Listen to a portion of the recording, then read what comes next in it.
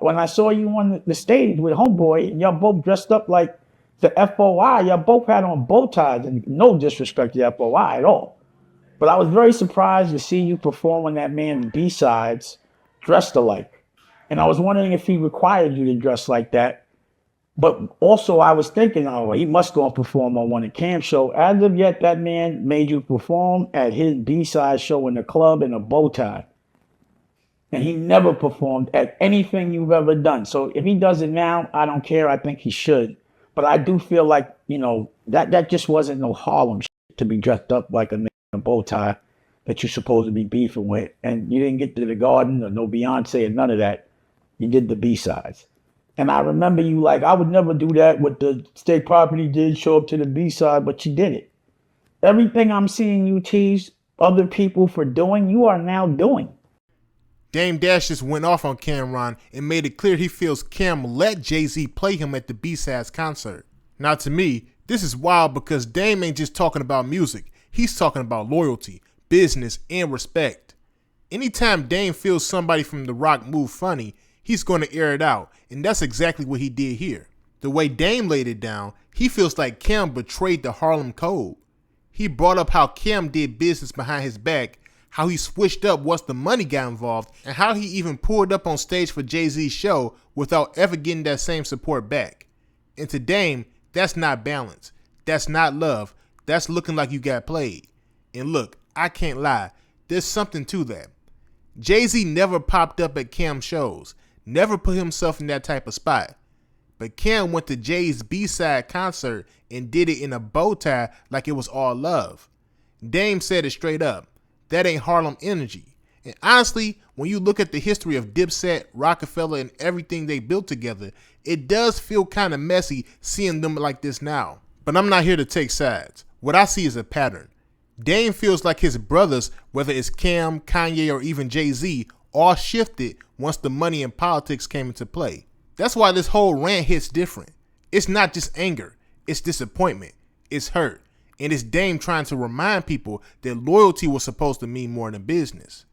Now I'm about to play this clip for y'all, but before I do, I just need you to like, leave your thoughts down below in the comment section, and subscribe. Let's get into it. I just don't understand this new Cam. And Sen, you're right there. And I wanted to publicly apologize to you because I know I was a little abusive toward you when we were young.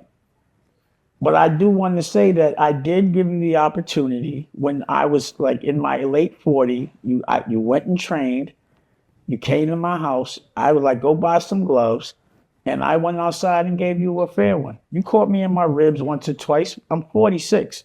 You do get, but I definitely put leather on your face. And then I made my son put leather on your face.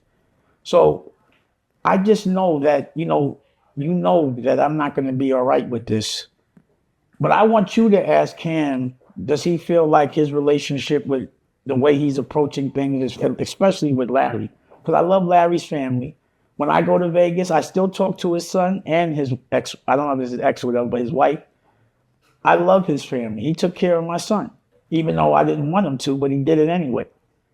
But I want you to ask Cam if he thinks the way he carried this situation with Larry, and Larry, you're on the show, talk about how that was loyal to do business behind my back. Then y'all called me, told me, oh, we sold the company and I'm going to send you some bread. You didn't. You know? And Cam, the only time you ever given me any money other than that 50 where I had to ask for it is because they had shut one of my accounts down and I had to pay for something. I asked you, let me get 10,000 real quick so I could pay that. You sent it. I sent you 5 back, but then you ran off with Larry and we never really got to communicate. So as soon as possible, I'm going to get you that 5 back so you don't do that unshit on me. But, and then after the thing with Larry, it seems like you just changed. You start doing things different. Like when I saw you on the stage with Homeboy, and y'all both dressed up like the FOI, y'all both had on bow ties, and no disrespect to the FOI at all. But I was very surprised to see you perform on that man's B-sides dressed alike. And I was wondering if he required you to dress like that. But also I was thinking, oh, he must go and perform on one of Cam's show. As of yet, that man made you perform at his B-side show in the club in a bow tie. And he never performed at anything you've ever done. So if he does it now, I don't care. I think he should. But I do feel like, that just wasn't no Harlem shit to be dressed up like a nigga in a bow tie that you're supposed to be beefing with. And you didn't get to the Garden or no Beyonce or none of that. You did the B-sides. And I remember you like, I would never do that. What the State Property did, show up to the B-side, but you did it. Everything I'm seeing you tease other people for doing, you are now doing. And one more thing that I want to put in perspective is you also brought up me saying that Kanye had horse shit in his house and you have dog shit. I did say that. And you have to, and again, very strategically, you didn't tell the context of the conversation, right? Number one, I was upset because we did honor up. You were in LA. Kanye threw me, a party, a screening, and all the most important people in Hollywood were there at the time. He was still in good standing. RZA was there. All these people were there, right? I'm talking about everybody was there. And for some reason, you got so offended because of his security process that you left. And what I was saying is you mess up so much money for the stupidest things that you were supposed to be Kanye. You were supposed to have the money that Kanye had from rapping, but you would never get your show together. Now you are starting to perform with a band, but having 100 niggas on stage don't work. And fashion. And he was the one. I'm mad at you that Kanye's the one that's the anchor of making the most money from Rockefeller. And I chose you. And I was like, this nigga got horse shit in his house and you got dog shit in your house. I was angry because it was another stupid reason to fuck up money. But now that you're doing things so politically correct, you're dissing me. And I'm wondering why and what changed and how much it costs for you to go and do this for a living. And in this moment, that's all I have to say. And I'm saying it without teeth. And, I'm sure that you'll leverage this to make some money for revolting yourself and whatever you do. But I do want you to, explain these things. Ask your peers around you if what I'm saying is crazy. If you were sensitive, overly sensitive. If, doing like when I introduce you to somebody and you go do business behind my back, is that backdooring?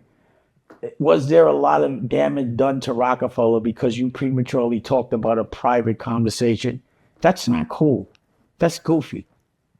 And it does seem like, based on the fact that you're not helping ever, it's always some way to hurt me and laugh it off. What, didn't you hate me all this time? Did I tease you too much to get you right? But you have to admit, there's a narrative of me talking about Homeboy every day. I stopped talking for 30 to like maybe 3 or 4 months. Every day, I've heard my name out of everybody's mouth that says I talk about Homeboy and Homeboy's name all day long. So I think the narrative should be stop talking about Damon so much if you don't want to hear Damon talk. Why are y'all talking about me all day? I'm sure there's some things that happened after Rockefeller that were cool. But I know that I'm probably the most influential person in every person's life that talks about me. And I love all of y'all. No problems. Every podcaster now seems, mostly, they used to be Rockefellers. So Joe Buttons was a Rockefeller. Noriega was a Rockefeller. Cameron was a Rockefeller. I used to manage Children of the Corn that Mace was in. And I tried to sign Gilly, but, niggas stopped it. Who else? They're all Rockefeller. It's like the Rockefeller podcast. And now Bleak. And again, Bleak, you too. We made a deal. You were going to stop talking about me, but you still say your little slick shit. It's cool. I love you. But you're working hard. I see you really out there hustling. You and me know both. If you hustled this hard back then you wouldn't have to be hustling this hard now. Instead of talking about Homeboy, I believe we'd be talking about you. Same thing with Cam. Same thing with Joe Buttons. Same thing with Nori. But now everyone's retired from rapping professionally, and now they're all doing talk shows or podcasts. Disrespect, you found your lick, but my first impression of y'all were rock stars. People that laughed at the press, you know, just against the grain, do whatever you want. That was that Harlem shit. And I'm still on that type of time. And again, you tell me if any one of y'all niggas talking about me ever paid $20 million. But what I do notice is that when my family office pays a lot of money, like over $500,000 in taxes, and when we pay our judgments, the family office, that's not in the paper. No one talks about that. And neither will I. But, you know, that's what I have to say. And I love all of y'all. Y'all my brothers, and hopefully we can make a lot of money off this, and this is what y'all choose to do. I guess this is what it is. But do remember, I will have teeth next week. Holla.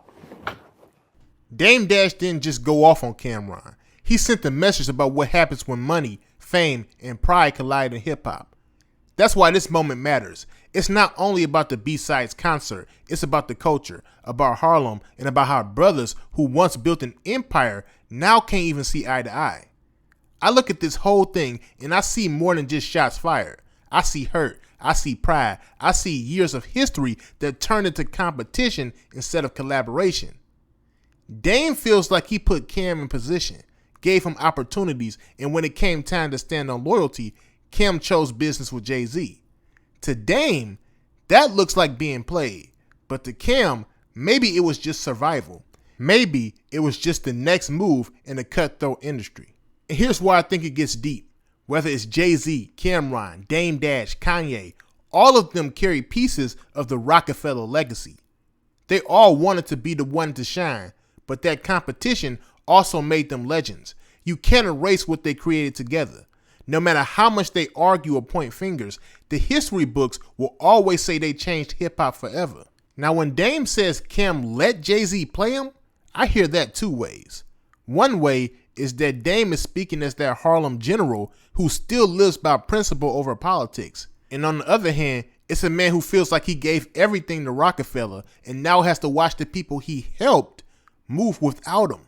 Both of those can be true. Both come with pain, and both explain why this conversation keeps coming back up year after year. I'm not taking any sides here. What I see is the bigger picture. This isn't about who wore a bow tie on stage. This is about legacy. This is about respect. This is about making sure Dipset and Rockefeller don't get remembered for just beef and bitterness, but for building something that fed families and inspired a generation. If you ask me, Cam and Dame both deserve their flowers. Jay-Z too. They all carved their name into hip-hop history. And yeah, they clashed because of ego, because of money, because of decisions that maybe they could have handled differently. But at the end of the day, the fact that they're still talking about Rockefeller 20 years later, that shows you how powerful that movement was. So what do y'all think? Do you think Dame Dash is right when he says Cameron let Jay-Z play him at the B-Sides concert? Or do you think Cam was just doing what he had to do to stay relevant in the game? Let me know y'all thoughts down below in the comment section, and make sure you like and subscribe. Peace.